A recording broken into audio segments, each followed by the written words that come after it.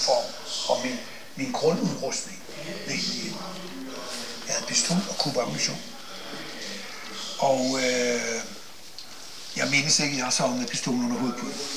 Men jeg har haft den liggende meget tæt på.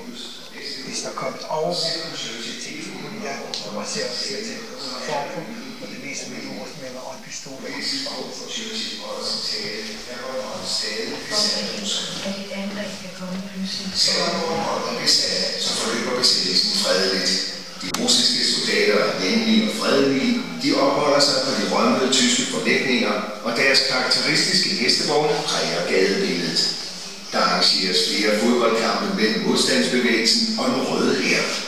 I løbet af sommeren står de musikglade soldater også for underholdning ved fester i Rønne.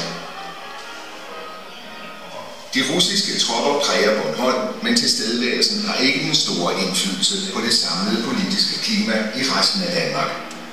Kommunisterne har vind i sejlene som resten af Europa, og ved folketingsvalget 30. oktober 1945 stormer de ind med 18 mandater. Men de får ingen nævneværdig indflydelse på den venstreregering, som Knud Christensen danner. Efterhånden som 1945 bliver til 1946, står det klart for alle, at russerne ikke har noget ud af at være på Bornholm, og at danske enheder kan overtage kontrollen med øen. Meddelelsen om de russiske troppers tilbagetrækning sker den 16. marts 1946, 11 dage efter Churchills tale i Fulton. Amtmand von Stemann mødes kl. 11 med den russiske øverstbefalende, som overbringer ham budskabet. Stemann, som ses her til venstre, meddeler det til Udenrigsministeriet, men inden den helt officielle melding kommer ud, er det nedlægget til den lokale presse.